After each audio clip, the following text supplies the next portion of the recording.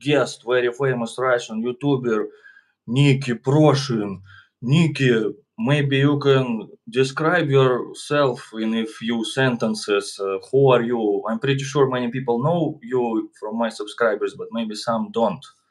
Like, Oh yeah, good morning, Sergey. Good morning, everybody. Used to be famous one point, maybe for a week or two, and then I stopped doing videos that were getting a lot of views, like showing St. Petersburg, my life there, and politics and stuff. And now I just live in Vietnam, in Southeast Asia, and do videos about my life here. Yeah, nobody knows me here, which feels really good. wow, wow, you're like those superstars, Hollywood superstars, go on some vacations so no one recognize Uh, them. Guys, Having a by the way, hideout, yeah. guys, tell me how is the sound, how is the connection, can you hear us, and so on. Yeah, I see 8 people watching us live right now. Early morning for me, early morning for Sergey. I Yeah, guess it's late evening for most of people here. yeah. I hope more people will join, but yeah, for me it's not the most popular time. But yeah, so Nick, I prepared some questions for you.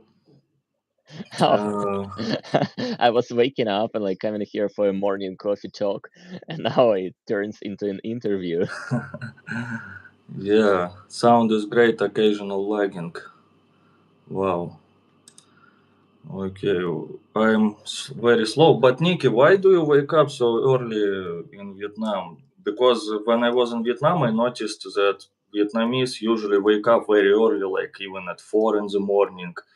Were you always waking up so early, or Nah, why? it's like my neighborhood is changing me. In Vietnam, a lot of people wake up quite early with the sunset, not sunset, sunrise, with sunrise. Uh-huh. And for me, I like it very much, but I don't do it because I like it. I do it because of the roosters. Like I rent a house, a very simple rustic place in a local neighborhood surrounded by Uh-huh. Vietnamese. And my neighbors, they have chickens and roosters, Oh, and they can fly over like from their area to my area, oh, sit onto my tree, and they do their cuckoo sound early morning. So basically, that changed my sleeping habits. oh, wow! But do you like it to wake up early, Yeah, or it feels good. It feels really feels good good? because it gets dark. Like I'm not sure how is it for you in Thailand right now, but in Vietnam, it gets dark quite early, around Mm, 6, even before 6 p.m. So I have mhm. more time of a day for myself. It feels good. And guys, now we have the same time. Like it's 7 a.m. here in Vietnam. It's 7 a.m. there for Sergey, Yeah, and Sergey hasn't slept yet, and I yeah. woke up already. So different. But yeah, I'm like that's why I'm crazy. I'm tired of this name, Crazy Russian Sergey. But still, if I think a little bit, I'm not like mentally crazy, like schizophrenic or something, but still a little bit crazy. You are living up to your character. Yeah, yeah. So, guys, push likes, by the way. You see, yeah, by the way, thank you. Thanks to Nikki that he agreed to make this live stream and push likes for that. So, Nikki, I prepared some questions for you. So, where are you from in Russia, and what your city is famous for, like in All Russia? right. I saw somebody commented that, like, Bear Lingo commented, I do believe Nikki is also from St. Petersburg. I am not from St. Petersburg. I'm actually coming from a Siberian town, a Siberian city called Omsk. You spell it like OMSK. And that is internationally, I have no idea if people know or not about that. But in Russia, my hometown is famous. It's really well known for 2 reasons. First of all, is the subway construction. Uh, So I why? was born in 1994, and the subway project was born in 1994 too, maybe even a year before that. And there isn't anything done yet, and it's not gonna be like a subway in Omsk. A lot of money were stolen, a lot of money were used for that project, and we have only one subway station. in the city. And what can you do with one subway station? You can transform it into somewhat an art underground crossing. Yeah, nonsense. And also, Russian people know Omsk for the saying, "Never try to leave Omsk because you're not gonna succeed." I don't know. There is just a meme about that. Mm. Yeah, it's like no, yeah, it's in every city there are local memes about city or neighborhood. And in St. Petersburg, we also have some memes about neighborhoods. Maybe you've heard like Kupchina, Gopnik neighborhood, something Oh, like I've that. been there. Yeah, Beautiful, but now, wonderful, yeah, dangerous I place. grew up in Kupchina, northern Kupchina, but nowadays it's better than other neighborhoods. Like other neighborhoods turned worse now. But Nikki, like Beorlingo in the chat wrote about the bird. You have the roosters, but in Thailand, I think in Vietnam you might also have this crazy bird. It's like black bird, lives usually on the trees, and you never really see it. And it makes such sounds like Yeah, yeah, yeah. this like at This first I drives like. drives you a bit more crazy. Yeah, yeah. Because roosters don't really bother me too much, but maybe because I don't hear them often. Yeah, well, Larian Proznovsky, $10. Wow, from Massachusetts. Thank you, Larian. After, how to say this, USA stopped when now Larian from Massachusetts sends me money. Massachusetts 8. Thank you, Larian, very much. But yeah, Nikki, about the metro station, I wanted to ask, like, do they have plans to continue building it, or it's like forever abandoned? I don't think so. Like they conserved, is the correct word? Conservated. Like Oh, they stopped construction, trying to maintain the state of things they had at that point, trying not to make it worse. So maybe in the future they'll continue. And they used to talk about having an underground tramway. uh, I don't know what they're doing now, but in my hometown, it's just a joke. Nobody talks about it seriously. mm. Yeah, but Omsk is pretty big city, I guess, like close to 1 million, maybe something like It's not that. close to 1 million. It's over 1 million. Oh, It's like 1.25 million of people. But oh, Omsk is also very like down to earth city. I've been to many other places in Russia that are much smaller, but feels more active, more developed in a way, having more active people that change the city. ah, Which might be a case for my hometown now too, because I left 10 years ago. Like I left my hometown even 11 years ago, and I've been coming back for very short period of time, every once or twice, not twice a year, like once a year, mhm, and it was changing, but at a slower pace than other cities I've been to before. mhm. Like, in St. Petersburg, we also have this problem with metro, even though we have many stations, not just one. But compared to Moscow, like they opened maybe one station in like 5, 10 years, something like that. Like recently, they opened the station, which had to be opened in like 2014, I guess, like, or even earlier, because yeah, I studied near that metro station, but it opened only Oh, 10 years later. where did it open? They opened it like few months ago, Yeah, like where? yeah, I forgot. Горный Institute, like in the center, Sadovaya Sinaya Uh-huh. station. So the next station to the left, be- like because it was the last station, Orange Line. Oh, so they continued Orange Line for one more station? Yeah, yeah, because it was already the tunnel, I think, was built long time ago, so it took like many, many years. Or some station like where I grew up in Kupchina, Международная, I don't know if you know, Mm-hmm. like the tunnel was built in Soviet times in the 80s, but they Oh, opened it only in 2012, you know. But in Moscow, they opened like, I don't know, sometimes 10, 20 stations every year. You know, Yeah, it's they do really. great subway systems there. One of the most beautiful, not one of the, like literally the most beautiful I've seen in my life. Subway stations in Moscow. Yeah, but in Moscow a little bit dark. I don't know why. In St. Petersburg it's more light inside the metros. Maybe we use more modern like lights. I don't know. Yeah, but Moscow Metro is older also than St. Petersburg. Wildcat, you see Scottish aid arrived £10. Thank you very much. Wildcat. Yeah, Wildcat, thank you very much. Okay, let's move to another question. Like, oh, бля, ой, sorry.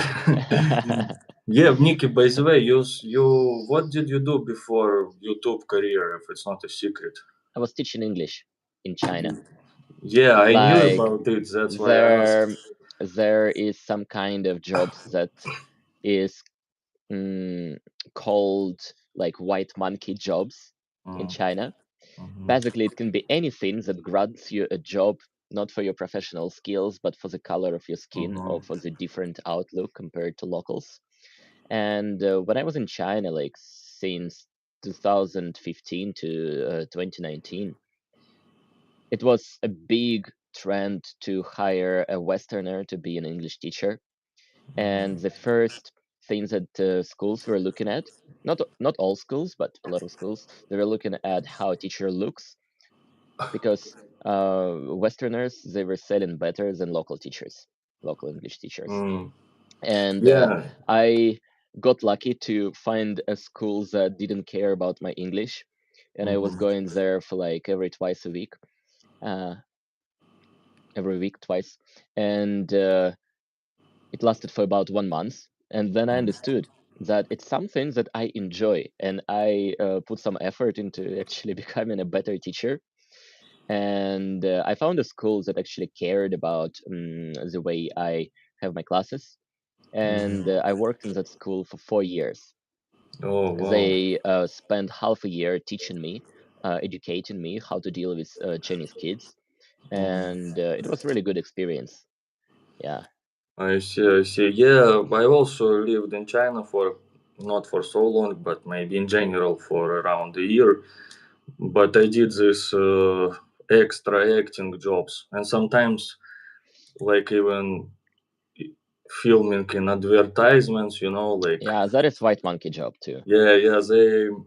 I was playing some German architecture, but it wasn't the German project. But I was like dressed in the suit, like, and they just told me say something, anything, and there is like this big project, in miniature, how to say, yeah, in miniature. So I was staying with the stick. Wow, I like this windows. It's good quality, like something. And they very good, because they would just make a voiceover over what I'm saying. Yes. How much did they pay you? I don't remember, but maybe around $100, something like that. Yeah, You easy know, money. yeah, but yeah, it's kind of usually I did this extra in movies. Like I was playing British soldiers, German soldiers, but usually bad guys. Who like entered China or yeah, and then Chinese superheroes kill us. you know Yeah. I tried to die like few times. They said no, no, you have to do it like this, like maybe 10 times in a row. Yeah, at Man, if you first. if you follow this path, you could become like famous actor in China. Yeah, but you need to speak Chinese for that. I've met some Russians, by the way, maybe from Momsk. I met some guy, but not you, and he was making maybe $500 a day for the shooting, day. Yes. No, okay, let's move. Oh, Mr. G, Canadian aid, Quebec aid. You see, guys, we can survive without the US aid. Canada, Scotland, and Massachusetts. No, Massachusetts also America, but nice state, Massachusetts. Man, you have great support from your from your community. Yes, yes. All kinds of aid. Yeah. Okay, but Nikki, later on in Russia, you moved to St. Petersburg, yeah? But Ah, why yeah. why did you choose to live in St. Petersburg but not in Moscow, for example? Oh, yeah. So that was 2020. And Mm-hmm. that was a year after I quit my job in China. I was kind of burnout there, and I understood that I want to travel more and seek an opportunity to make a living, not working in one single place, but working online. And I gave myself 1 year to try making videos. Mm. Literally just a year from January 1st, 2020 to December 31st, 2020. And by the end Wow, of the you year, still I was like, remember it.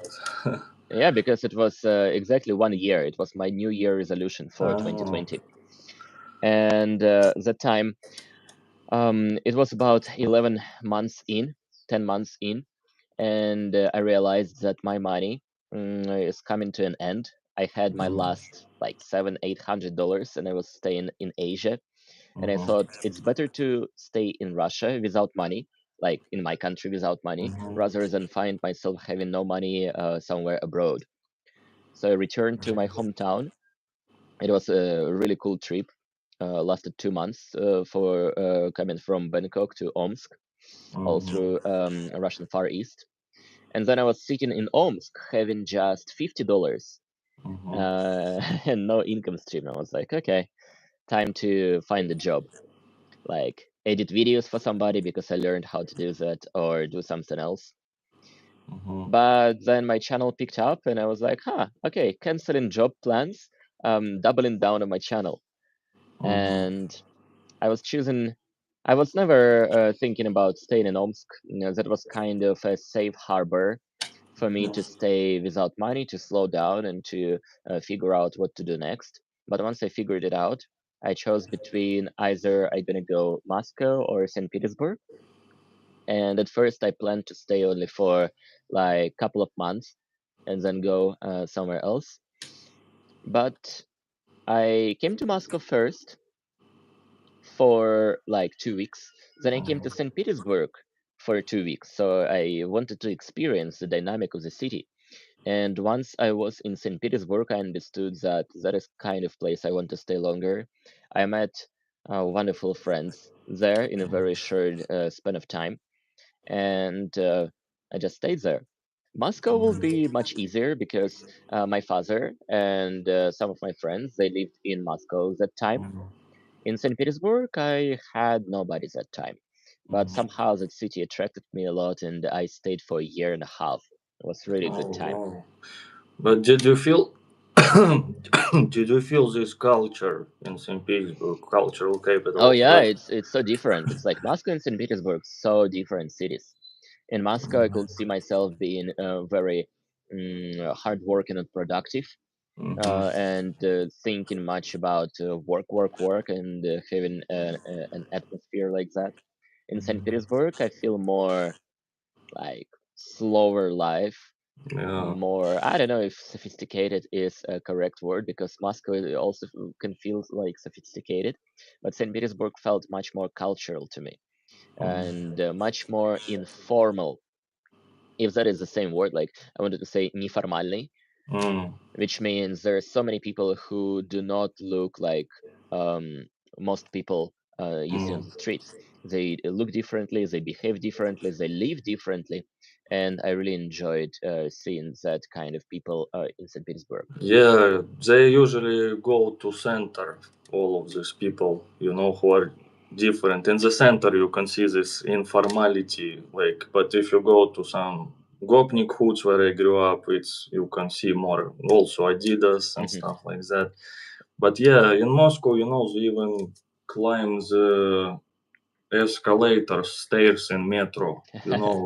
In St. Petersburg, it can happen very rarely. For example, someone is late for the suburban train, like on the metro station near the train station, and they just run to get to the last train, for example. And guys, the Russian metro is very deep, especially St. Petersburg is considered to be the deepest metro in the world. We don't know, maybe North Korean is deeper, but there is no official statistics, but officially St. Petersburg metro, 55 meters deep on average. So yeah, but in Moscow they always like can you move? Like I need to run. Like yes, I agree with you with it. But Nikki is the another. Božoj money, yeah. Laila, мой начальник, thank you very much for coffee. Yes, I already drank maybe 3 coffees and fruits. Laila, you see, I bought this fruit for your money. Thank you very I see much. 7-Eleven banana. Yeah, but because at night, I didn't buy fruits yesterday. Only in 7-Eleven you could buy fruits. But they're expensive in 7-Eleven. I see Laila's, Scott Newsbeat saying, "Hi, Nikki, great to see you." That's somebody who watches my channel too. Nice to see you, yeah, we Scott. have some similar subscribers, I think. Yes, Laila, salamat po for Filipino aid. You see, I have subscribers from Philippines. And yeah, let's maybe quickly check the chat if the people wrote something interesting. So cool to see you streaming. Been watched Sergey since he was in his tent, and Nikki since Vladivostok. Wow, so long time ago. You guys so far are growing so much. Berlingo Dostoevsky was exiled in Omsk for 5 years. Wow, I didn't know about that. Wildcat, oh my god. Which movies? Angela, it's one of the most famous movies in China I participated in was called 800. It's for that time, few years ago, it was the most expensive movie of China ever. But I didn't find myself in over there. It was I played British captain, but not the main role. But when they shoot from the farther distance, the movie, they don't want to pay the main actor the full price, so they choose someone who looks like similar and pay me peanuts compared to him. Uh, Canadian aid game, 10 Canadian dollars, 7-Eleven diet 100% of the time. Yeah, Mr. D, half of my diet maybe it's like 7-Eleven. Yeah, thank you, Mr. D, for Canadian aid. Soon maybe Canada, Quebec will buy this 7-Eleven. By the way, in Vietnam you also have now 7-Elevens, I remember. Don't compare. Don't even compare them. Yeah, I Like, know, but 7-Elevens are not created equal. yeah. And in Thailand, they are great. It's In an Vietnam, equality. they like it's not even an option. Yeah, it's an equality. You have to fight with inequality in the world.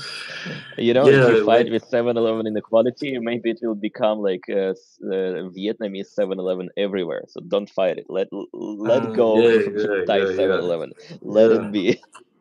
Yeah, in Vietnam, 7-Eleven, like this cooked food, already cooked food, not the same as in Thailand, for example, which is the main concern for me. For example, yeah, okay, wait 1 second. Yeah, Nick, but before YouTube, you also did TikTok, yes? Yeah, it actually is the first channel that blew up for me. Mm-hmm. YouTube, I was doing it for a year, and I didn't do anything else because I didn't watch any other platforms. Like when I was starting out with my videos, the only Mm-hmm. videos I watched were on YouTube. So I kind of was doing the same. But it's really difficult to stand out on YouTube when you have no skills at editing or talking to camera or storytelling, whatever it is. It's much more difficult to make videos for YouTube and to be discovered on YouTube than on TikTok. So for 10 months, for 11 months, I was struggling on YouTube and getting a very low amount of views. Nobody really watched my videos. But Mm-hmm. once I tried TikTok, it literally, since the very first day, I was getting more views on TikTok than on YouTube. And then Mm-hmm. 2 weeks after I started TikTok, it got like crazy amount of views for that state of my channel. And I came back to YouTube only like a year after running a TikTok channel. Mm-hmm. Yeah, Yeah, but when you did Trans-Siberian, I think you did, yeah? I Like, did it. I did Trans-Siberian. So 5 minutes ago, I was talking about how I came back to Russia, having my mm-hmm. money running out.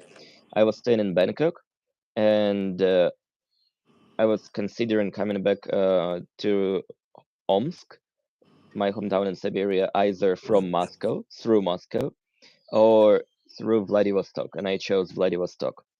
And then I had the Trans-Siberian journey, and I filmed it for YouTube, and actually it was picking up some momentum, but still I decided to try TikTok, and it worked so much better. I see. But you did Trans-Siberian with the stops or like just straight to your city? I did it for 2 months, So like somewhat like 55 days or something like that. uh so what's your favorite city except Omsk on Trans-Siberian? So it I might see. be, it's really difficult to say because every single city I visited was very unique. Uh, Like Chita was a very hidden gem for me. wow, you was in Chita. I was. Yeah, I heard that Chita is a dangerous place, and usually when people describe a place like a dangerous place to visit for tourists, Mm. I know it's gonna be interesting there. And Chita was amazing. It was super delicious. It was super interesting. Well, I stayed there. I don't know, remember for how long, but I made a video from Chita called Adidas Capital of Russia. Like, because I was A so lot of many, people wear Adidas there. yeah, like crazy. I even bought some jacket Adidas there, like, and short. Yeah, but wow, Chita, interesting, unexpected. Have you been to Ulan-Ude? No, I was going to Ulan-Ude next, but then started something, like, so I went to Mongolia, like, instead. Oh yeah. So I've never been to Mongolia, but Buryatia, that is a region of Russia, with Ulan-Ude as the biggest city of that region. Mhm, Um, Ulan-Ude was amazing. It was, I think, the most interesting. I enjoyed Chita for a longer time. I stayed in Chita for over 2 weeks, and in mm, Ulan-Ude only for a couple of days. But that was mhm. great. It was so good there. In Ulan-Ude, they have this big Lenin head, yeah? Yeah, the biggest Lenin head I ever seen in my life. Yeah, wow. Guys, you see how interesting sightseeings we have on Trans-Siberian, Lenin's biggest head and stuff like that. Yeah, But Trans-Siberian journey was really interesting, and I traveled to like Vladivostok, Khabarovsk, Chita, Ulan-Ude, and then Irkutsk. mhm, And then I was like, okay, I get my like less and less money. I took a straight train after Irkutsk to Omsk. mhm. Have you stopped on Baikal Lake? Yeah, so there is a city called Zabaikalsk, and all my Uh, life I thought that it's staying by Baikal Lake. No, Zabaikalsk is actually a small town by the border with China.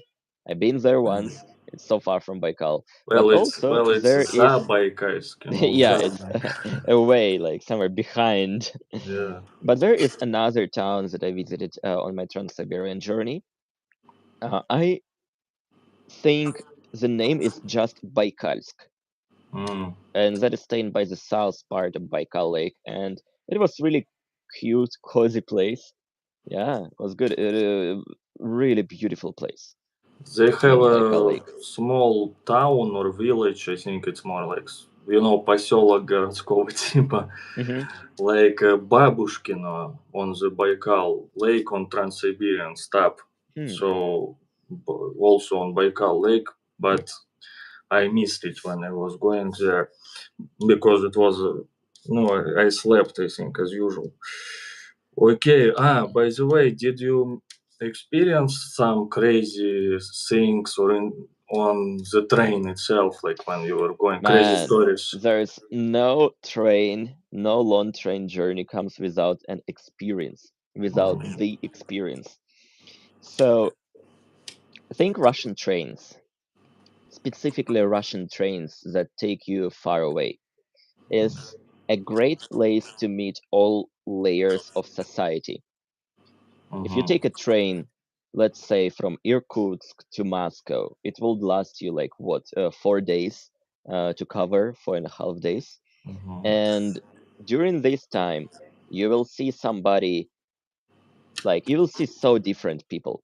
You will see young guys who are going to Moscow to study. You will see some people going to Moscow for their seasonal work. You will see some drunkards. You'll see some highly educated. Like you'll see all kinds of people there. And I took the train from Irkutsk to Omsk. It took me a bit over a day. Mhm. And during that time, I met a couple of guys, and we just talked, and we have some food at train restaurant. And two of the guys I met, they were very common, like down to earth guys. I really like hanging out with them, but they had one issue. The more they drank, the more they Mhm. wanted to drink. And I don't Mhm. have this issue. If I drink a little bit, I can stop easily. So I was like, okay, I'm off to bed. And the guys continued drinking, continued talking, and then the restaurant car closed, and they moved for drinking and talking in the train sleeping compartment Mhm. very late at night. So they were disturbing people. And one of the guys, he was your typical Russian village guy, Mhm. like really open to talking. Like I could see he's just being real. Really, like I really enjoyed talking to him. Mhm. And in the middle of the night, they talked too much. They got drunk. They talked too much. They talked too loud, and people started to notice, and people started to ask them to like speak a bit Mhm. quieter. Like, don't even stop speaking, just speak quieter. Mhm. Was it And Platzkart train? yeah, Platzkart. It's Mhm. like a common compartment. Imagine a train car.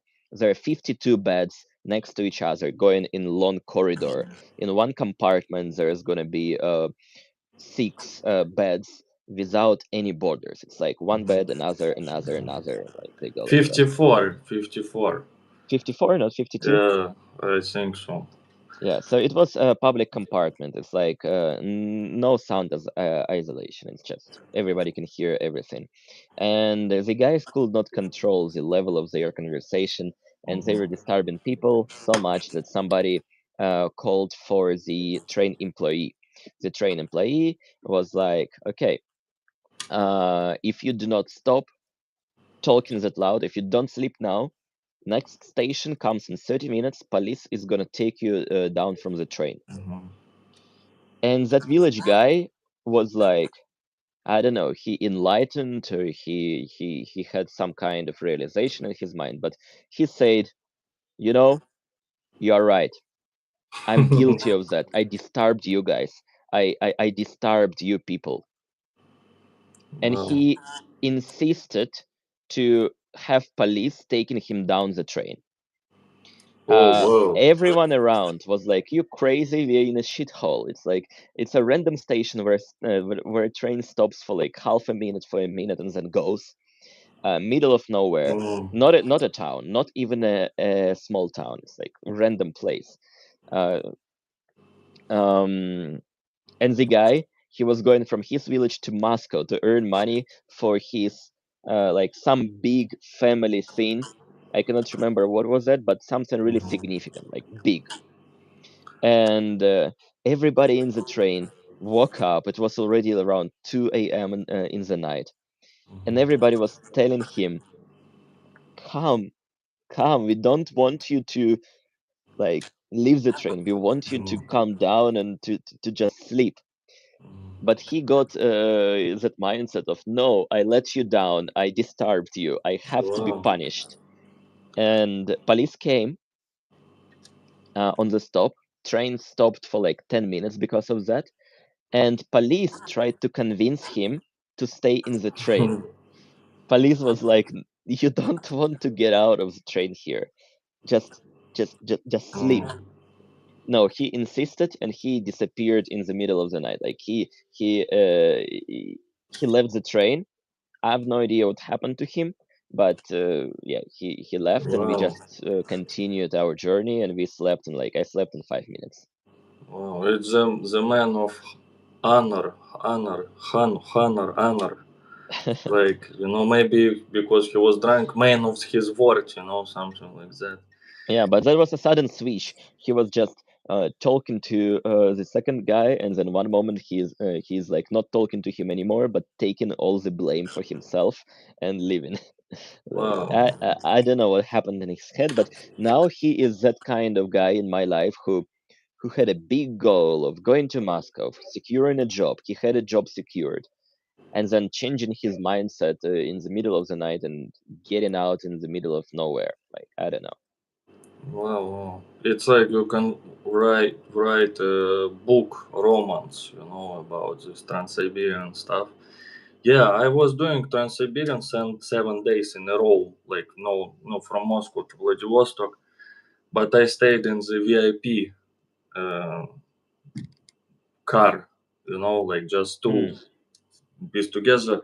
But still, I saw some crazy stuff. Like some people wait. Uh, No, we were waiting for someone who was late for the train and they were using the stop, like. Yeah. And then in other times they used it some drunk people because they paid by bank card. But it's like two times, payment got two times or something instead of one time. So yeah, crazy stories. But usually I think it happens, these drunk stories, not even on Trans-Siberian that much, but from the north, deep north of Russia, when people go from the Vachta, from the Hmm. job like in the deep north, for example, they work in some gas or oil stations for like 6 months in a row, and then they go home by train and they're happy, they earn a lot of money, and yeah, of course, they start drinking in the train, even though it's prohibited to train except the restaurant car.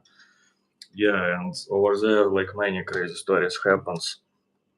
Uh, okay, let's move to the next question. Uh, Yeah, I think, Nikki, you already. No, you didn't say yet. You travel a lot, but from all of the countries, you chose Vietnam for like long stay living. Why? Why Vietnam? Oh, easy. So I'm staying in the town called Dalat, Mm-hmm. Dalat, Dalat, and that is a chill place. It's Mm-hmm. I'm talking about the temperature. It's like it's not hot here. Ah, yeah, you Typically what dressed you like. think about, yeah, you see how I'm dressed in the morning. I'm having a t-shirt, I'm having this quite heavy overcoat, and I wear thick socks, and I feel a little bit chilly. Morning time it can be cold, then in the afternoon it's actually quite hot. It can be up to Mm-hmm. 25, 27 degrees Celsius. But the lot is that kind of place in Asia that is not making you sweaty, that is not making you disturbed by the weather. And I really like it here. It feels like your typical place in Asia, but with much better climate. Mm-hmm. And it is something that I enjoyed in China. I lived in a city called Hefei, Mm-hmm. and that place could be hot in summertime, could be cold in the winter. I really like the diversity of seasons of the year. It was still a bit too hot for me, but here the climate is so great. And it's by the way, it's raining right now. Oh Like wow. very light rain. I'm sitting under the shed, and it feels fine. But yeah, rainy season. But it's a bit in the mountains, yeah, Dalat. It is a bit in the mountains. It's like 1,500 meters up in the mountains, and it feels really good here.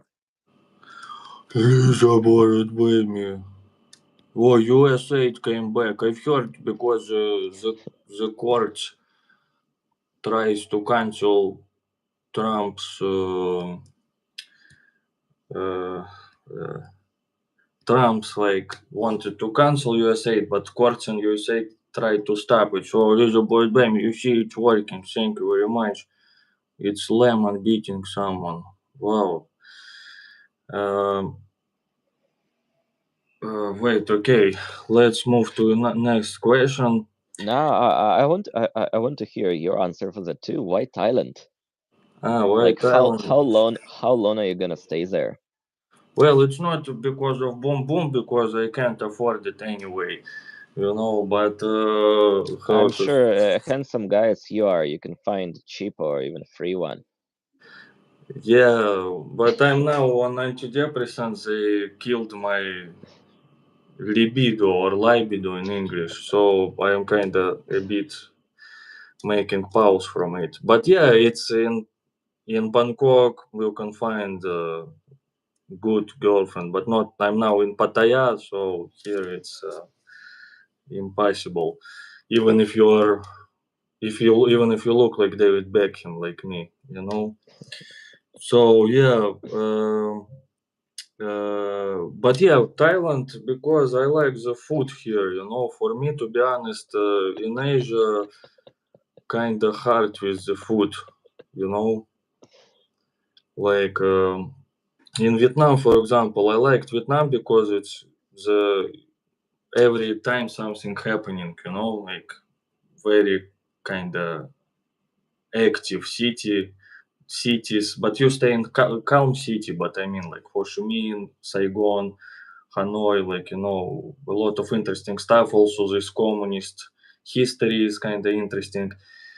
But I like Thailand food much more because it's more variety here.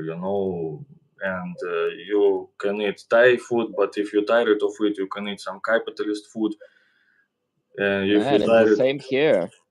yeah, but still not the same, I think. And Thai food I kind of prefer to Vietnamese. I don't know why, but yes. I Uh, think I used to like Thai food more before, mm, but after trying more Vietnamese food, I realized it's actually much more healthier.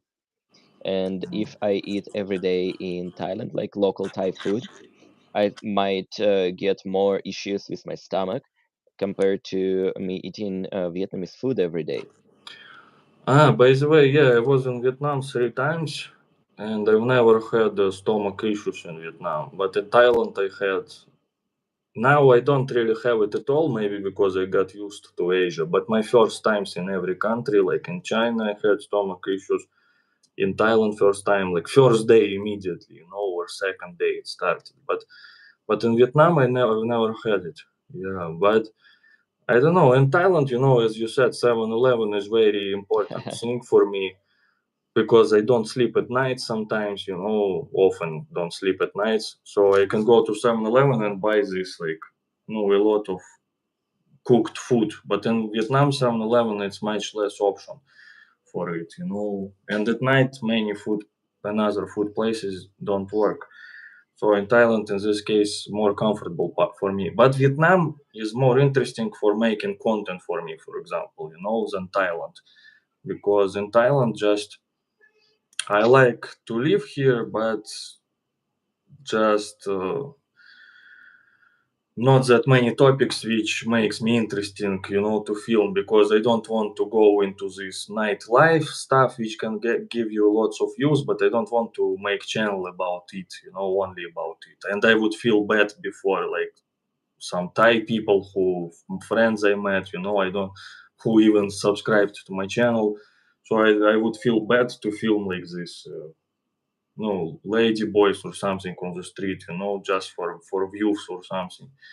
So in case of like this historical views or like some vlogs, exploration, like country like Vietnam is more interesting for me. So maybe next time I'll go. But by the way, Nikki, you now driving the motorbike, yeah? Yeah, And yeah, I think if I go to Vietnam, I would maybe also rent a motorbike. But I'm a bit afraid of that crazy traffic. Did you get used to it, or where you live, it's yeah. not that crazy? I literally recorded a part of a video yesterday about my scooter, and what I Mm. said in the video was that it took me a bit of time to get used to being in Vietnamese streets, and it was a little scary in the beginning. But a week later, I just found myself comfortable, and now it's a way of living here. Mm. Without a motorbike, without a scooter, you cannot go places here. Like in Dalat, there is no city bus. There is an intercity or interdistrict bus, but if you want to go somewhere in the around the city, like Yeah. the only way is having a Grab, like a taxi app, or riding your own scooter. You Mhm. will need a motorbike here. Yeah, it's like a car in America, like in no, in most of America, maybe. But yes, did you learn some unofficial driving rules? You know, they have some unofficial driving rules, like I don't know. For example, no, yeah, you know, they can turn to the left and they can cut the turn. You know, kind of go to the opposite side. They can do everything. The Yeah, biggest yeah. lessons that I had about Vietnamese style of driving, specifically for scooters, not for cars, for Mm, scooters, they can do everything. So you never know where you're gonna see a motorbike. You can like, mm, especially when I walk around, I know motorbike can be everywhere. It can be to the left, it can be to the, it can be crowded behind you. It's like sneakily going after you. Can be mm, everywhere. So when I drive, I literally pay attention to every single direction, no matter if logically there should or should not be a bike. In Russia, for example, I will not even think in one certain place could be a car, a motorbike, but mhm. here it can be everywhere. Yeah. Yeah, and you know, I think if you drive in Vietnam by the rules, it's even maybe more dangerous than driving like everyone does. You know, if you follow the rules, it's maybe even more dangerous for you. Like if you for example stop on the crossing to let like some woman, pregnant woman to cross, you better don't stop, yeah, because There, people I from don't behind. think anybody follows this. Like they do have zebra crossing here, and I'm not entirely sure how is it said in Vietnamese driving rules and driving Uh, regulations. But nobody, like no scooters, no yeah, cars never, stop never. for pedestrians. Nobody Mm. does. Nobody ever does it here. But there are some rules. Like there are a lot of rules that people follow here. It's very like just use your common sense. Yeah, you need just to drive and see Yeah, this and unofficial. the biggest danger on the road is not other drivers. It's very predictable. Like, in Vietnam, you expect most of motorbikes around you do all kinds of chaotic things. You expect chaos to be around you, so Mm. it's not a big issue. You expect it. The biggest danger is just yourself. If you go faster than regular, especially in bad weather, then you most likely tend to crash even without other people around you. Every Mm. time when I saw my friends crashing, it was because of Ah, them, not because of other people. yeah, non-experienced. How do they call foreigners in Vietnam? In Thailand, it's like Farang. I don't know. Oh. So in all these countries, right, like Faran in Thailand or Gaijin in Japan or Lao Wai in China, these terms are very like It's used slang very words, widely. like. Yeah, but in Vietnam, I never heard somebody using a specific word to call Mm. foreigners. They surely have it, but maybe they don't use it as much. I don't know. But did you learn some Vietnamese? A little bit. No, no. No. Like I put an effort into learning, and I can speak Chinese fluently, Oh, and wow. I thought that I will pick up some Vietnamese too, because every time when I was going to different countries like Thailand or Korea or other countries, I was picking up local language. It was quite okay, but here I failed. I failed miserably. I have a friend.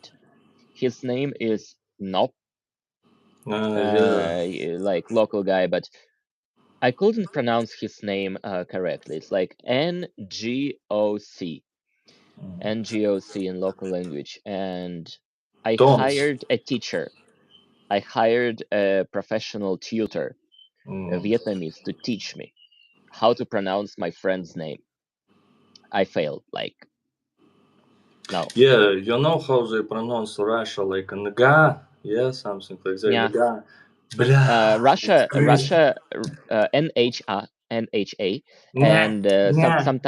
sometimes people ask me, where are you from, like local people, and I used to reply Russia, but now I use Vietnamese way to say that. I just say Nha or something like that, But do they and understand they you now? understand. Yeah, yeah. Like in 80% of situations, they understand. And if I see confusion in their eyes, I say Russia.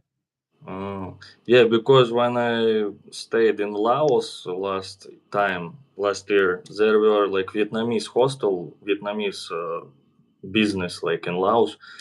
So they tried to teach me how to say this nha, and like 20, 30 times it never worked. I say like, at first I was saying nga, nha or nga. They say no, nha, nha. And never it never worked. Yeah. How many tones in Vietnamese? Four or five? Five. Five. In Thailand I think also five. In Chinese four. And in Cantonese, 8 or 9. It's crazy. There's like, yeah, something like seven or No, around I it. think eight or 9, something like that. So Vietnamese language is very similar to Cantonese Mm, in the way it sounds, in the way they pronounce words. It's different, but it's kind of have some similarities. mm, And there are some words in Vietnamese that are similar to Mandarin Cantonese. So I can actually understand them, mhm, mm, but it doesn't help much. mm. Yeah, because I think Vietnamese historically and Thai tribes they moved from what is now south of China, kinda to these territories. Yeah, Maybe. China has great influence onto Vietnam. Yeah. Yeah, yeah. No, I mean like thousands of years ago, these tribes were moving from what is now like South China and then like to Vietnam, Thailand. Uh, no, migrations of like thousand years ago. But wait, Lizzo Bordbemi sent money. I was waiting like Lizzo Bordbemi, thank you again for $5. So Lizzo Bordbemi has a question. Not sure if you asked my earlier question. For Nikki, what has been your most profound cultural experience while traveling, and what did it teach you? Hmm. Uh, Yeah, Lisa. So I think the biggest, like the most profound experience, it's still mhm, ongoing. It's still ongoing. So since the very first time I moved not moved, I visited a foreign country by myself. It was China. I was 19. The biggest profound experience I had is seeing people having a different life, different approach to life, different lifestyle. And something clicked in my mind, and I realized that what I saw in Russia, the only way of living that I saw in my hometown, is not the only possible way of living a life. And it was something very foreign to me. Then I went to another place, a new country, another country. And every country I went, I saw people having a different approach to their life, having slightly different values. And that had a very big influence on me. I just got much more comfortable with doing things with my own pace, with my own following my own desires without looking too much at the society I was growing up with. So that was the biggest cultural experience for me, just seeing that it's possible to have a different life. It was eye-opening to me. mm. No, yeah. So like you, how to say, world's man, or how to say, world's man of the world, It's something like like that.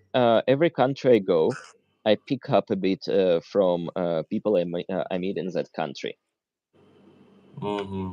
Like Vietnamese people, they taught me one thing. I traveled recently to Oman and I met some local people in Oman. And after interacting with them, I learned something from them, kind of picking up a bit from every place I go. Mm-hmm. Oh, I see. I see. Okay, let's next question.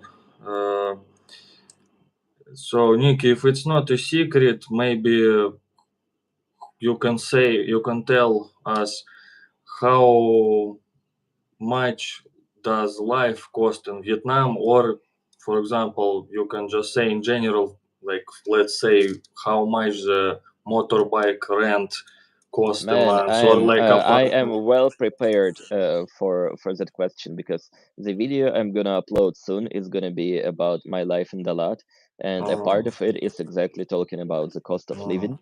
Maybe you can So give us some in one hints, like month, trailer for the in one video. month, I spent $1,000 here. Mm, $1,054. I remember that number that I came to in my video, and that is double the amount of local average pay. So it's like you can make a life here for much lower amount of money. If I had just half of that, let's say $500, I will still have a good lifestyle here in Dalat. But anything less than that, it will be more difficult to enjoy a life. Like motorbike, the most efficient way to afford it is to buy a motorbike, and it makes a lot of sense for somebody who stays here a long time, because if you rent it, mhm, you pay about $100. I pay $85 a month, and mhm, if you rent it for 1 year, it's basically the price of the same bike, mm. but when you buy it. So, do you have plans to buy it, or I bought a motorbike half a year ago, ah, but I don't have it right now, so I came back to renting. ah, I see, I see. And for example, how much does a apartment rent cost, or something like that, for a month? So I get a simple house. I can show you. Mm-hmm. So Oh, wow. here is the house I'm staying. This place is not mine; it's a separate one. But my house is this. I have this garden all for myself, and in the house there are several rooms, like a living room, an office room, a bedroom, kitchen, and shower. And I pay $350 for that. $350. Wow. What is that, Not, like 12,000 Thai baht? not bad, yeah. I think in Thailand you can find the same in the same kind of size of the town, as you are. But I think Dalat is pretty famous Dalat is tourist place. expensive. Yeah, Dalat is yeah. more expensive than Saigon in a way. Mhm. Um, it's a very popular touristy place. A lot of Yeah. Koreans, a lot of Korean people come here. There's direct flight from Korea to Dalat, which makes prices raise a lot, because Korean people, they make much more money compared to any other country in Southeast Asia, and they spend money willingly here. So your regular cup of coffee here, it can be as much as $4. Of course, there are places with $1, $2 cups of coffee, but Mhm. $4, it's something a reality here. While in Saigon, in other cities in Vietnam, $4 a coffee, like nobody is gonna buy that. Here, Yeah, people do. yeah. But what also kind of people come to Dalat? Like maybe backpackers, something like that. Or There maybe are. I heard some IT people also, like digital nomads, yeah? So there aren't any digital nomads here, because like your typical digital nomad likes having a good weather, likes hanging out by the beach and Uh, like that kind of environment. Dalat is not about it. So uh, I don't have any friends who are like true digital nomads. I don't except consider you. myself being Except no. you. I also don't consider myself being like a digital nomad. Although like there are some similarities, but not really. Because I was kind of curious about digital nomad community, and literally most of people I met from that community, they prefer cities like Da Nang, or they prefer Mm, Bali, or they prefer some like place like Chiang Mai in mm, Thailand. But Dalat, nah, it's a different story here. mm. Yeah, But yes, there are a maybe. lot of backpackers here, a lot of backpackers. But most of the people I talk here, they say that even Ho Chi Minh City, Saigon, which is so much bigger, the biggest city in Vietnam, is more affordable for backpackers than Dalat. Yeah, you surprised me. I mean, because to 12,500, I think it's kind of Thailand prices, maybe, something like that. Oh, it's considered cheap here. When I tell that I rent this house for $350 to some of my friends, they're like, I thought you pay anything above 4 or even 450. Mm, I see, I see. Так, what? Uh, Ah, that's an interesting question for our viewers, maybe, because I think mostly I have capitalist viewers, and but you are now in Vietnam, so is there still a communism in Vietnam, Nikki? What do you mean still? Like Well, the real it's all communism, around here. the real. No, It's yeah. all around here. What When is I your lived in opinion? China, there is a like CCP in China. I Mm, didn't really feel China being that communistic. Like I didn't have that feeling. But coming here to Vietnam, yeah, I do have a feeling of everything here being communistic, except yeah. common folks. But even like regular people, they seem to be like, especially older generation. That's how Mm. I see like communistic people. Yeah, Like they here, I have have the like feeling. crazy amount of flags in Vietnam of Communist Party Yeah, and flags of the country. It's like crazy. Only in Malaysia I saw more flags, but they had some anniversary. Like you were in Malaysia about the same time, like as me. Like it was. Did you notice they have so many flags there? they are obsessed with their own national flag. Yeah, yeah, Like, yeah. I like playing that game, GeoGuessr. That's a Mm, game where they serve you a Google map, Google Street mhm. View, and you need to guess what part of the world that is. Every time, Malaysia is an instant guess. It's the easiest. Yeah. Yeah, Yeah, few countries I noticed with many flags which I visited. It's like Malaysia, Vietnam, Communist Laos, and Turkey also many flags. No, hmm. you also been to Turkey, I think you know. But Communist Laos, you haven't been to Communist Laos. I've been for one day. I didn't really have a Some chance to appreciate it. I see. I understand the reason even why you've been there for one day, or maybe even 1 hour. Sometimes it can be like that. Um, uh, Yeah, about the food, we kind of started to talk, but what is your favorite Vietnamese like dish, or what do you eat? Like, do they have some French influence in They food? do Yeah. have French influence, but it's not big influence in food. It's Mm, like they do have something that resembles baguette, but it's mhm, different one. It's like Vietnamese baguette is so different. It's mm, mm, it's very soft. It's a bit crunchy. It's very soft, and you can see a big baguette. You expect it to be maybe half a kilo, mhm, like heavy, like regular style bread. But no, once you take it, it weighs maybe 100 grams. mm, And my favorite meal is called boho. Boho. Bo means beef. Ho, I have no idea what does it mean, but think mhm, of kind of soup, which is very close to being a beef stew, but still a soup. It's thick, mm, very thick kind of soup.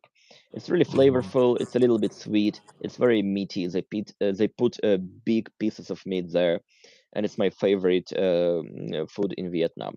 Feels really fulfilling to have that meal. Uh-huh. I see, but can you remember some unusual food, like crazy food you've seen? Maybe. There are, but no, I think I stayed in Asia for way too long time, so it doesn't feel crazy. But recently we went to a hot pot with my friends, and we had a lot of beef, including beef blood, like cow blood. Uh, And I was eating that, and then I noticed, yo guys, you seem not to be having that delicious cubes of cow blood, uh, and they don't eat that. And I was just casually eating that. Really delicious, I really tried it in delicious. Thailand, I think, yeah, but I think it's. pork blood even here usually, but it's not that bad pork blood. Usually I don't like the weird food, but pork blood I think was all right. You mean the boiled one, yeah? Yeah, the boiled one. Yeah, Like they yeah, boil it and they cut it into rectangular cubes or something like yeah, that, yeah. Some cubes, and yeah, it has a very interesting texture, and it actually tastes nice in local hot pots. yeah. It's not too bad. It's not too bad. But someone mentioned dogs here. Nikki, have you ever noticed some dog food restaurants? There are dog restaurants, and even more awful, there are cat restaurants, and it's a common thing in Vietnam to have cats stolen. Like, if your cat wanders around far away from home, there are people who steal it, Oh, and then it's like it's gone. And they don't steal cats to have new pets for them. They steal cats and they put them into cages in cat restaurants until the moment somebody orders them. oh, wow. Yeah, it is a reality here. It's very ugly. And slowly over time, it's kind of like I think local government is not really happy about the fact that there are like cat and dog restaurants, so it's kind of going away. Mm, Like I don't see them much, and you will never see this kind of place walking around. Like I lived here for over a year. mhm, I never saw anything like that on my casual road. To mm, find that kind of place, you have to know where you go. Like mm, it's not just a low chance if you go, go there. It's impossible to find that place without knowing where it is. mhm. So they don't have some advertisements like dogs food restaurant, cats No, food never. restaurant. They might Uh, have it online, maybe, I don't know, but I don't see that. mm. Yeah, or maybe you have some special menu for it. Sometimes like or we have some special menu, but something like that. Well, I mean, dogs. I'm sad about dogs, but cats. I'm sad too much about cats. Yeah, Because I'm sad dogs for the beat me. fact that they steal pets.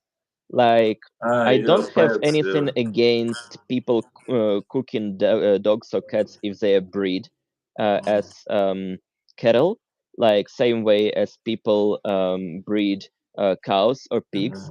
Uh, it can be not customary for Western countries to eat that kind of meat, but if it is breed as a cattle, I don't see anything wrong with that. Same way, I don't see anything wrong with like cows and pigs. But here they steal pets, and it's really ugly. It's really ugly about that. Yeah, this is also too much. Well, I think now Westerners will be won't like this comment from you, but yeah, I kind of partly agree with you. But about cats, though, I feel bad, even if they were breed for it. But yeah, I understand. Pigs also cute, and pigs considered to be smart animals. Like They do. They I could be. subscribed to few YouTube pigs channels. Like pigs farms, like some fat pig. Mr. Walnuts, like he's very fat and cute pig, lives in the farm, happy life. So they're also cute. And cows, if it's not a bull's usually kind of aggressive, but mother cow, like, you can hug her even and she will lick you like this, very cute. Yeah, but yeah, for Westerners, it's like, yeah, different culture. Um, uh, Nikki, in what country, excluding Vietnam, you would also love to live or just to visit? But let's not talk about Asia because you love Asia, but maybe some other country.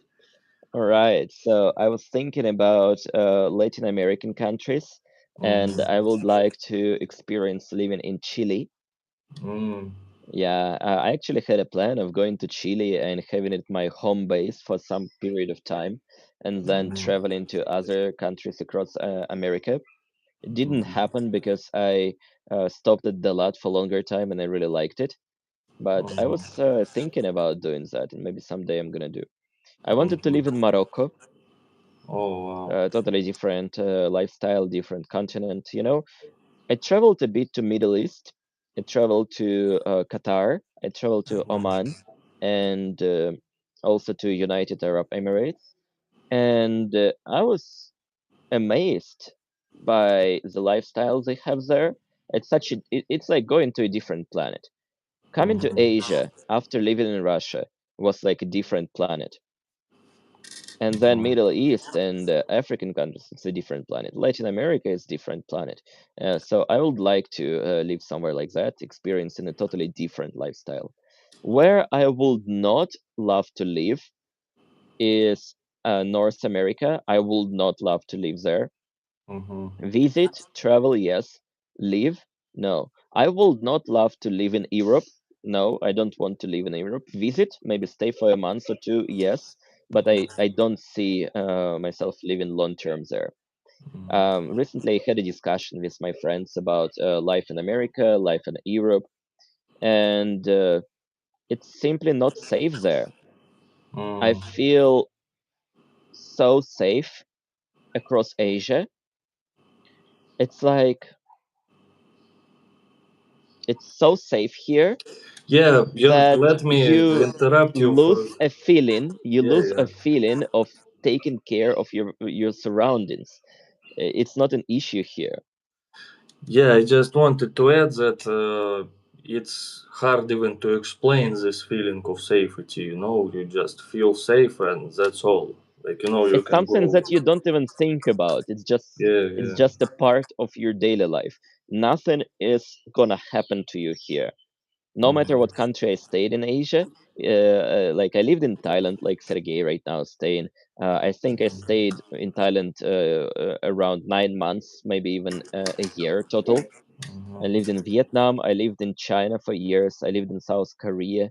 I visited most of Southeast Asian countries, and like it's so safe. There are some exceptions for that, but it's exceptions. It's not like Yes, there are some something common. scams, for example. Sometimes, like scams, they can scam foreigners, tourists here in Asia. But not like that you'll be. No, I'm afraid to even speak about it. Like this violence, not too much like violent Somebody crime. said, "I get you, Nikki. It's safer in Pattaya than Washington or London." Yeah, just in Pattaya, you Pattaya have a to bit think about a different kind of danger. yeah, like how it's called STD, this stuff. Different kind of danger. Um, yeah, by the way, but South America not that safe. I I know, I know, yeah. but in South America, um, I know what to. I at least I kind of things that I know what to expect, what kind of danger. Mm, If I get any kind of issue in South America, it will be about my belongings, and I'm ready to mm, lose money. I'm ready to lose like my phone or whatever, and people just take mm, it, and I walk away. But in Europe or in America, I see different kind of news. Not about people getting robbed, but about people getting totally messed up. mm. Yeah, I was in Brazil like already almost 12 years ago. So I stayed in some small town where I felt safe. But I was a bit young and I didn't really understand. Like, for example, I went to some bars at night and the locals told me, "Oh, you are a gringo. Why you walk alone? It's like 1 a.m. at night." And I didn't understand what's going on. Like, it looks everything safe. But then one night, some of my friends heard like shots, fires.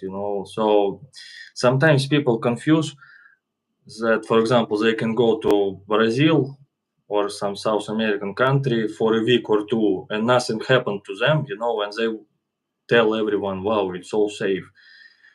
But it can happen one time a year. For example, Russia is more or less safe, I believe, but I was robbed with a knife like in 2008. So it happened just one time, but it's enough already, being robbed like with a knife to your neck. By the way, it's funny story. Maybe someone haven't heard. So the guy, I went to the fence to make a small deal. I was a bit drunk, 15 years old, not too much, but when then guy runs to me, put his mask on, put a knife, and he says, "Give me your phone." And I was a stupid teenager, and I said, "Maybe I better give you money." And he said, "Give me money too." You know. So I gave both to him. How kind of you. Yeah, yeah. Oh, I actually was robbed once too with Oh, a knife, and oh, I was kind of robbed without a knife, and it happened in my hometown in Siberia when I was a kid. oh, wow. So one day, I was like 10 years old, and I was hanging out with my older friends who were 13 and 14 years old.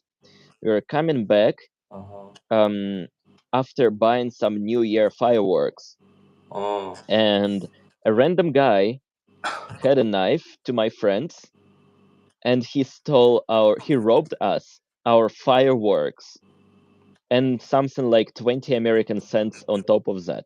uh, And the second time I was coming back to my grandma, and some random guy, like 2 or 3 years older, without having any weapons, he tried to intimidate me into giving my phone to him. oh, But I was too stupid to understand that he's trying to intimidate me. I thought that he's just hanging out, and I was casually walking without paying attention for like 200 meters, and he tried to convince me giving my phone to him for the duration of our walk. And then I just called the intercom, domophone, uh, for my granny, and he ran away. So yeah, your granny kind of saved you. Maybe the Oh yeah, coincidence. I Which she, think my oh, I need an English lesson here. uh, I neglected that guy. I didn't really pay attention to that. How do you say neglection? Like neglection saved me that time. neglect, пренебрегание, Yeah, пренебрегал, пренебречь. yeah. I guess the chat is gonna help out with the word to say if that's correct to say neglection or not. Yeah, Nikki speaks better English than me, guys. Help us. But yeah, I was also kind of robbed for the phones, but not violently. Like, also another time I was robbed. One time, uh, the how to say it so YouTube wouldn't ban me. Like PEDOF Mm-hmm. PDF file. So he wanted maybe to do some boom boom with me, but I said about it in the videos recently. But I was stupid, and my sister saved me. He said, "Why you go there?" Like and stuff like that. Yeah, and so yeah, Russia. Sometimes people say very safe, but it depends. It depends. Mm, I see Russia as a safe place, mhm, like not as safe as Asia, but yeah, I felt very safe in Saint Petersburg. yeah. Э, так. No, okay, I think my questions has finished except one, the last one. But you already mentioned it a little bit. What's your future plans like with your life or YouTube? Yeah, so I'm not sure if you're watching my channel or like checking on it that, but recently I upload much less frequently. Like I used to upload every week.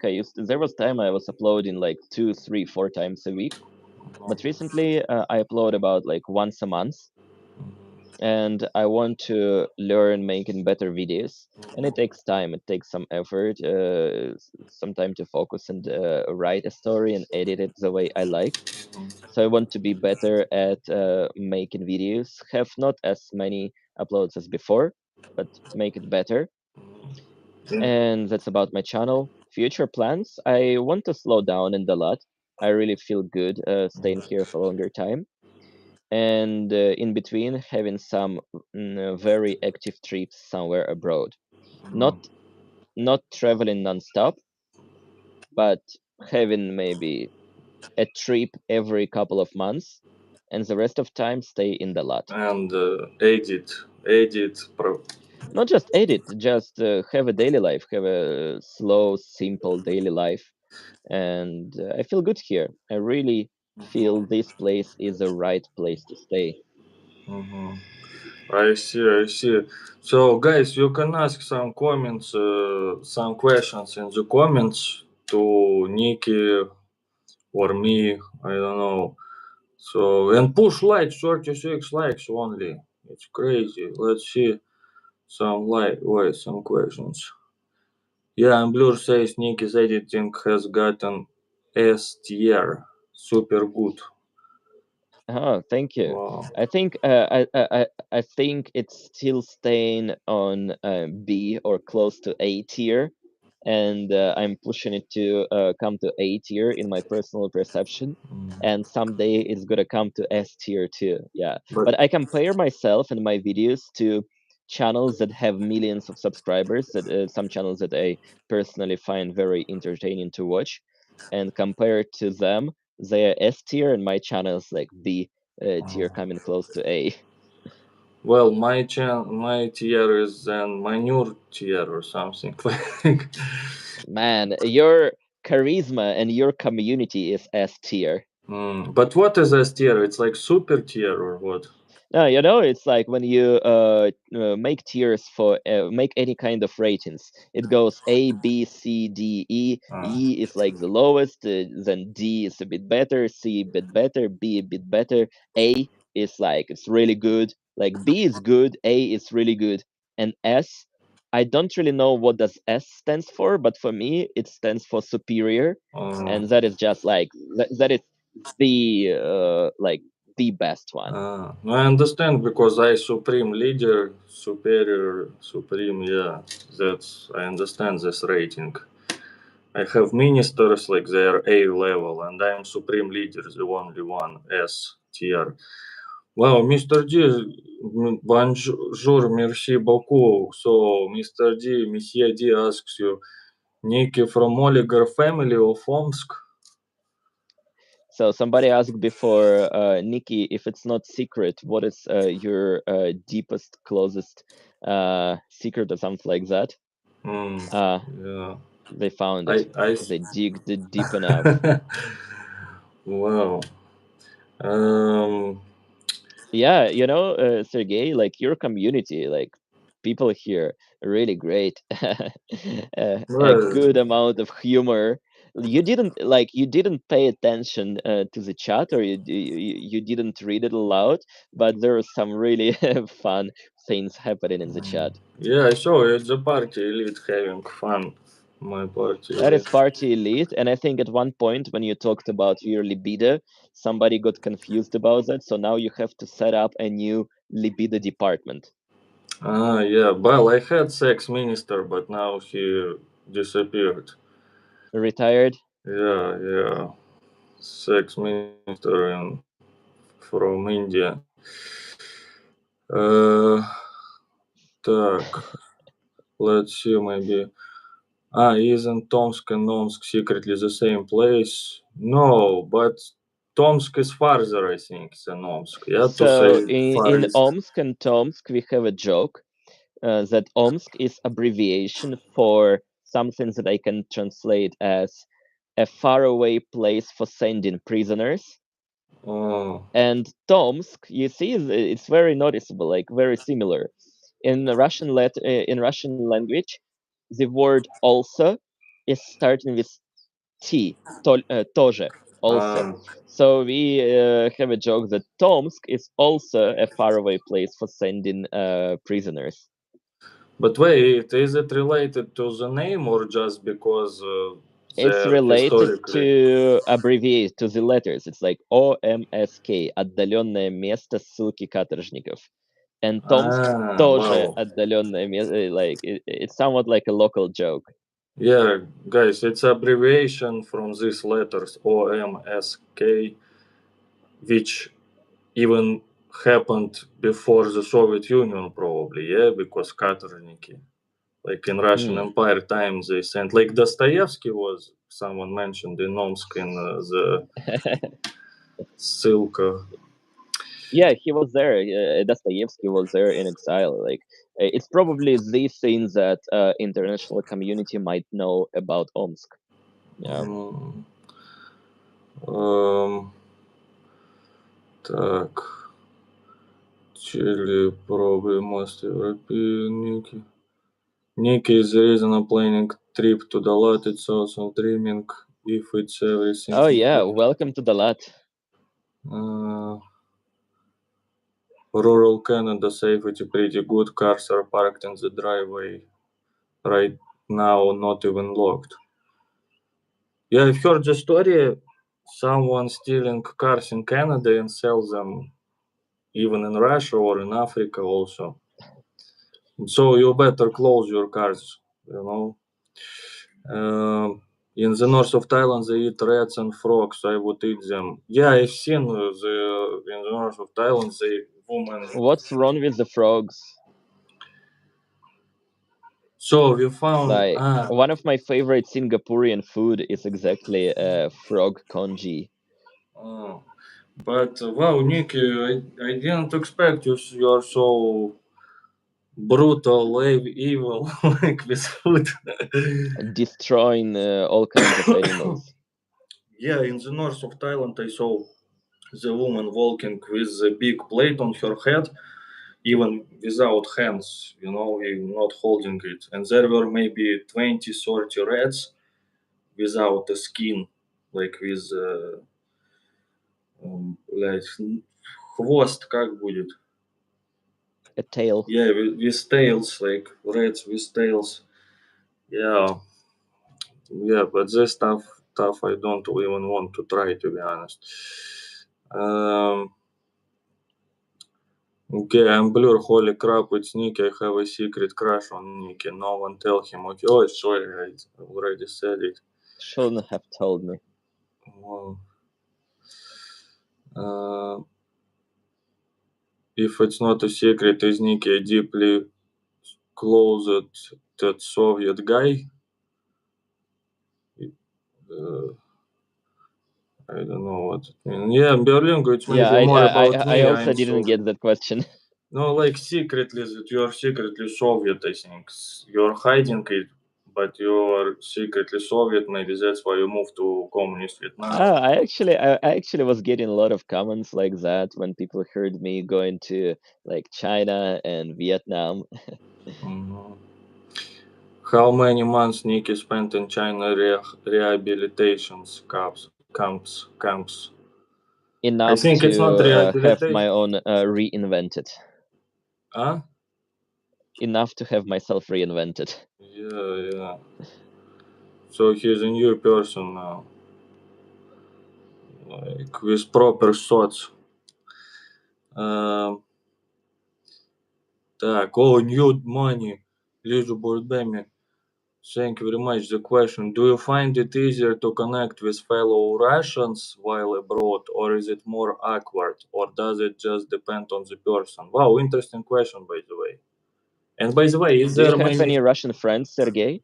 Like in Pattaya, you have got any Russian friends?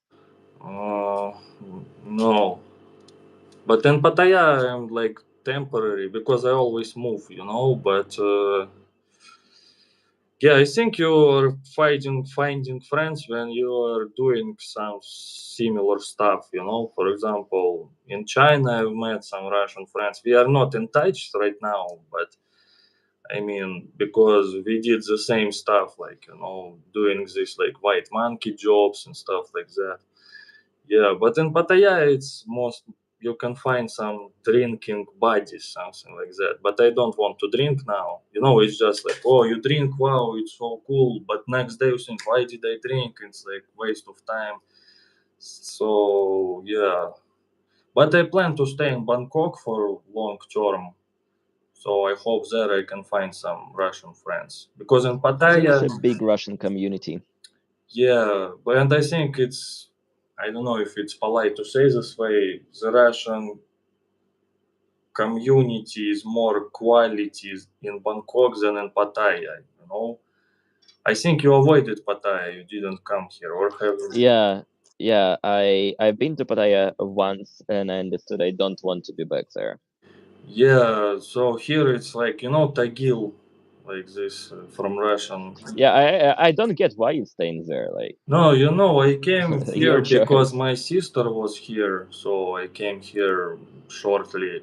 But I didn't plan to stay that long, but now I want to film some eating videos, like trying some Swedish food, you know, German food, and in Pattaya it's all close to each other. In Bangkok, it's maybe a lot of that, but you have to go no far away, you know, from for one restaurant and this restaurant. But here you just take this Grab and go and visit. And also because I sleep in the daytime now, so you know. Okay, sounds like a very believable excuse. Take it. No, you see, I said I don't. I know have money for boom boom and stuff like that, and I'm not how to say. No, you see, I don't want to repeat about this libido stuff and so on. Man, I don't know why you keep talking about money, but based on my experience, when I was in Thailand, I had no chance to pay for that because I needed even to think about it. Huh? Based on my experience when I lived in Thailand, Mm.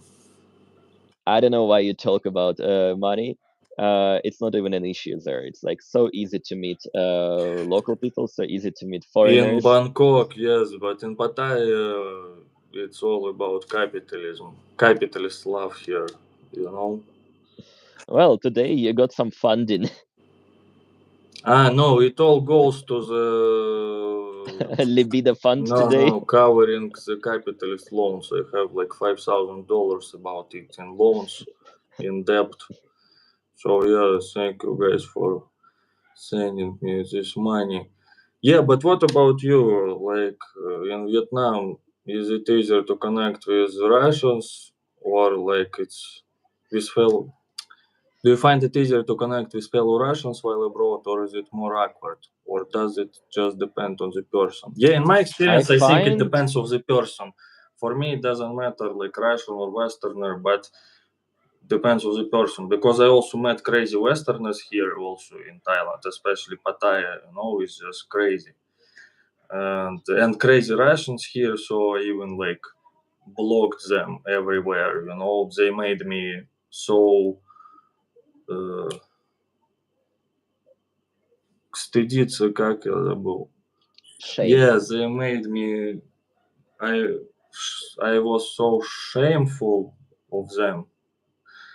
I felt so much shame, like it's crazy. But Westerners, I also met crazy, and other nationalities like Arabs, like or something. You know, sometimes, like for example, when I was in United Arab Emirates, you know, it's I liked that everything worked very well, and even though it's mostly foreigners there, not Arabs, but they're very cultural, they follow traditions, rules, but when they come here they start drinking like and doing like not living like it's like they learned to live or how they live there, you know. So yeah, for me it depends of the person. And Nikki, what about you? I find it easy to connect with Russian people. Like I've got some good Russian friends while living in China. I've got some good Russian friends living in Thailand, Bangkok specifically. Some good Russian friends here in Dalat, but they are not my only social circle. Like I actually avoid making too much Russian friends Hmm. because most of Russians I meet in these countries, they relocate here and they don't have any local friends. They don't have any foreign friends. They have, I mean, expats. They only have other Russian friends here. Hmm. They kind of encircle themselves in like that Russian community. It's something that I avoid by all cost. every single Russian friend I have here, they are very international. Like they speak English, they have locals, they have expat friends, Mhm. and they are really interesting people. Like yesterday, I was hanging out with my Russian friends too, but we actually met back in China. Somebody I know from China. Mhm. Yeah, but I never had any issues connecting with people living abroad. Like no single time. Like it's been 11 years since I left my hometown and been living across different countries. I never had an issue connecting with people. So no, Mhm. it's just not a thing. Yeah, I see. I see. So yeah, no, for me it's kind of the same. Yeah, if like for example in Pattaya, Russians only speak Russian most of the time. So it's not that maybe interesting if you go to some party. I don't want to be a translator, you know. Even like, sure, guys, I think we will make 10 more minutes. Yeah, maybe, Nikki. Let's do like 5 more minutes. I'm feeling starving. No, I'm okay, starving. yeah, Haven't let's had my do breakfast. five more Here's a minutes. question to you, Sergey. Mm. From 1 to 10, how much popular of a kid you were in school? Well, on average. You mean, what do you mean popular? For girls or for in general? In general, I guess. No, in the middle, because we had like the bullies, like then like kind of lahi, like losers, and I was in the middle. I had a крыша, roof. You know how Mhm. to say it in English? Do you have such word? I have no idea how to No, explain roof that in in English, the Russian single slang word. word it means like protection. You know, like Yeah, gangsters. somebody who protects you. Yeah, so we had a very big guy, like he loved to eat pizza and пирожки. So I was Oh, buying, school pizza and пирожки. yeah, so I was buying him like пирожок a day for 3 rubles. That time it cost just 3 rubles. So and he gave me protection, you know. But I was in the middle, yeah. So, but I feel bad. We had like some kind of losers. Like you know, I also studied in this cadet school. There was it was like the craziest, you know. For example, like you know, some guys could take the this kind of loser hat into the toilet ring bowl. You know how it's called, something like that. So, but now I feel bad for that these guys. And you know, usually when someone is humiliated like that in school, they can become like mass, like in America, you know, mass shooters, you know, like and stuff like that. Yeah, but I was in the middle, like kind of. I could joke about someone, they could joke about me. Then we could have some fight, but yeah, in the middle, like kind of. Yeah. But I changed few schools because of like moving and stuff like that. Nikki, by the way, did you finish some university or something? No, I dropped out. I Uh, was studying political science in my local university, and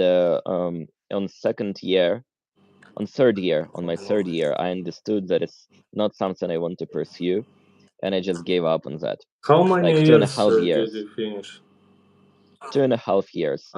I Ah, had to finish one more year, 1.5 years, and I'll be having a political science degree. But I decided it's like not something I want to have, and I just quit and I moved to China. yeah. For with me, it was the same. I finished 2 years and like 2 months. I didn't even finish half uh, because I just felt bored like crazy. And I think I got more information from learning by myself than in university. You know, I would come to university, I would just sleep. I didn't even write this conspects and stuff like that. And I learned English by myself, you know, even though it's not that good.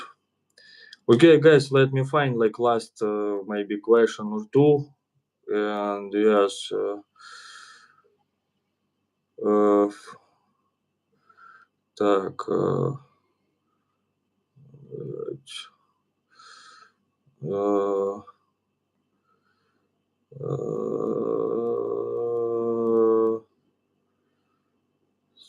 э, just 1 second.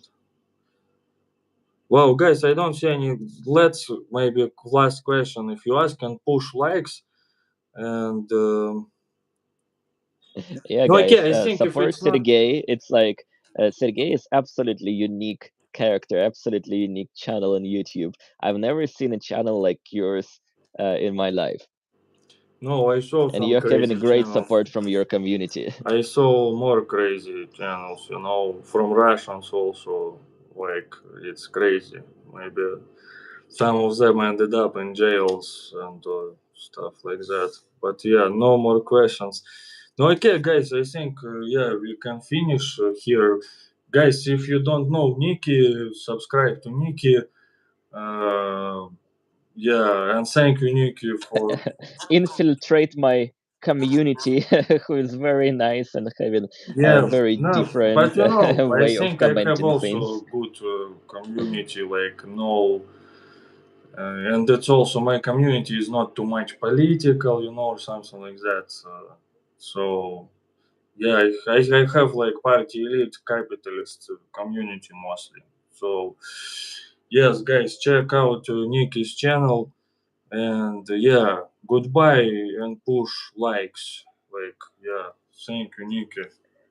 Yeah, good night, everybody. Good night, Sergey. Yeah. I know it's late for you already. It's like 8 a.m. or something. 8:40 already. Yeah, something like that. Yeah, yeah, yeah. Okay, guys, good night.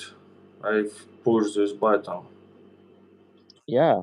Thank you, everybody, for coming. And Sergey, thank you for inviting me. Bye. Пока.